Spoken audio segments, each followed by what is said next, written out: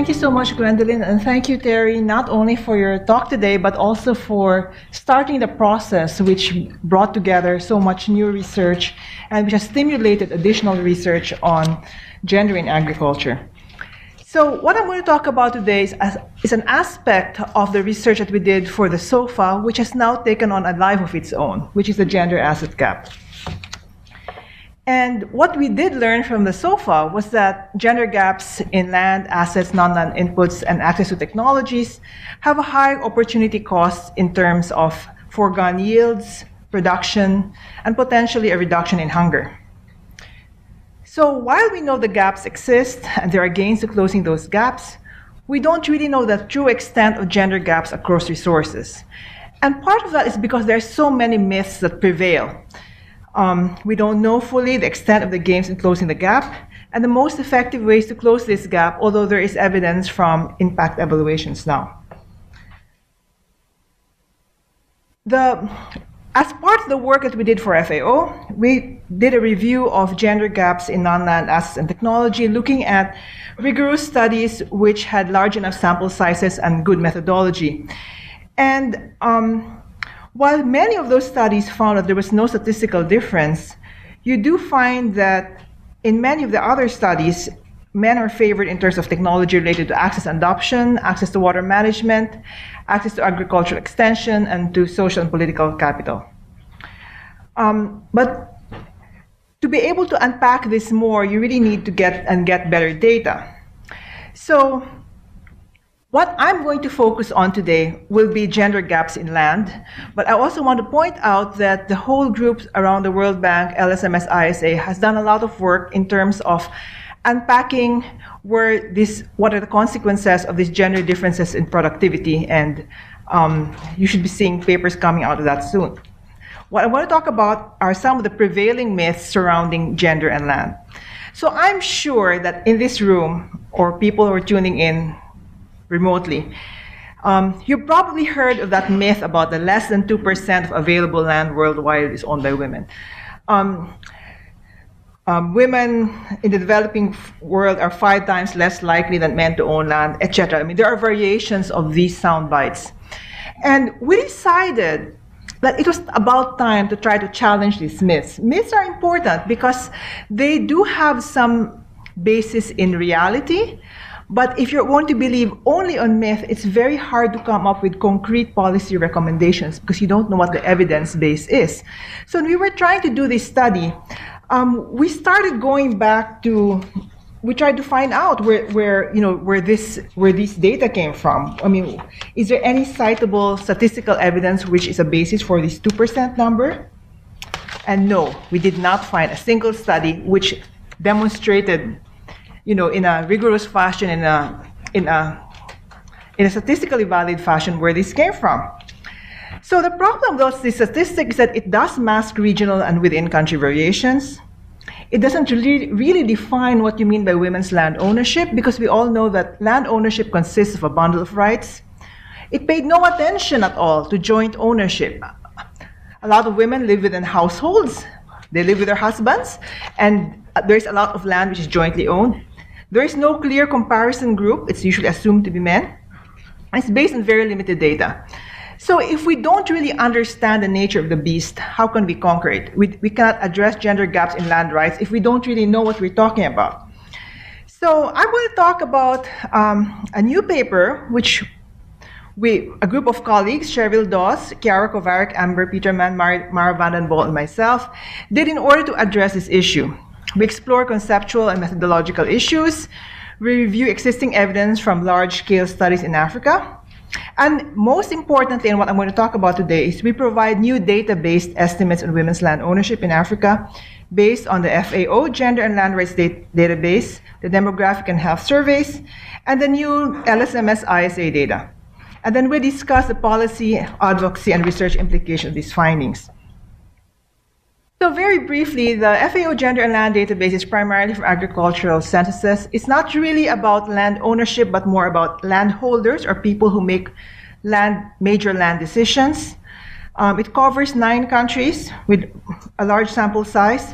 And if you look at the percentage of landholders who are women, it comes out to about 22.2% across all the countries. For there's some countries who have very small numbers, like Mali, but you also have those in Cape Verde, which is close to 50%. So if you're just going to use an aggregate number, that 2% is certainly not going to hold across all the countries you're looking at. In 2009, the Demographic and Health Surveys also started collecting information on individual land ownership, asking at the household level whether any member of the household owns agricultural land, and at the individual level whether the person owns any land either alone or jointly with someone else, with several response options. And this was done for 10 countries. Now, if you look at this data, so look at a very generous definition of ownership, which includes sole ownership plus those jointly with men, you will find that you actually have quite a high percentage of women who are owning land jointly with people in their household, men jointly with men or with other people. And while the percentage of men owning land is higher, you are not having that 2% figure anywhere close.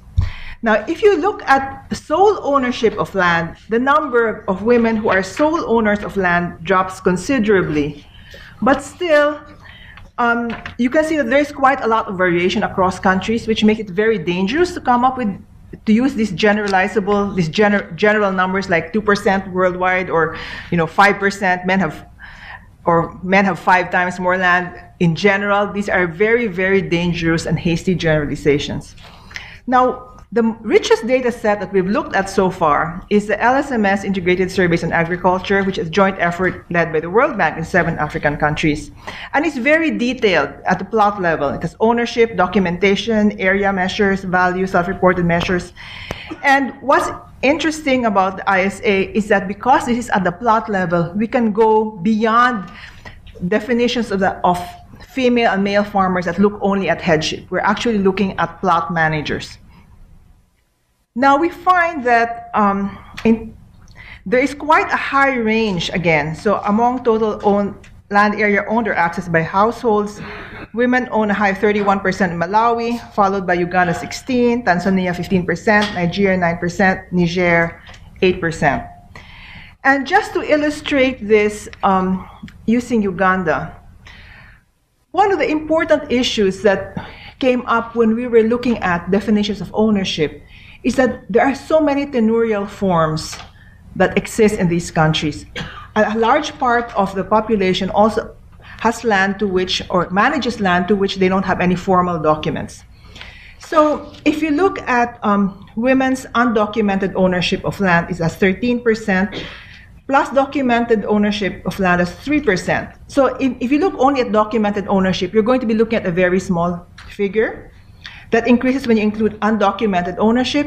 But when you then include joint ownership, which is 10% of documented, which is documented, and 32%, this actually does add up to quite a large amount of area, proportion of area that women own. So both joint and sole ownership.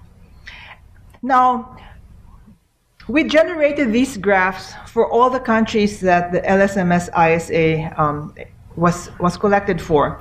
And so if you look at the green segments, which refer to women's documented and undocumented ownership, you have a range from between 3% to as high as 31%, and that's rather large. And then if you actually include the joint ownership, which are the ones in purple, again, these are large slices of the pie. So this points out that you do have larger areas than we usually talk about, but there's also a lot of variability across the countries. Unfortunately, however, not all the countries in Africa have data. There are some countries which have extremely rich data sets, Ethiopia, Uganda, and others where we have nothing at all, which means that these data gaps are still persistent. So to conclude, I hope I've been able to show you by looking at those very nice graphs that there's really quite a variety in patterns and it's very heterogeneous, which means that these isolated statistics cannot be generalized and do not present an accurate picture of women's land ownership in Africa, south of the Sahara, or worldwide. I mean, if we can't even do this region, what more of the world? The most consistent message, however, is that women are still disadvantaged in terms of land ownership, and often the gender gap is very large. However, in future analysis, it's really important to define indicators and the definitions consistently to improve the methodology, data collection, and analysis efforts, and recognize that country-specific statistics are really what drive policymaking, because policymaking is often done at the local level, at the country level. All politics is local, is what everybody says. And at the country level, strengthening country data systems for data collection and dissemination should be a very high priority. So a lot of people were involved in putting together this paper, and I thank all of them. I'll turn you over to Ruth.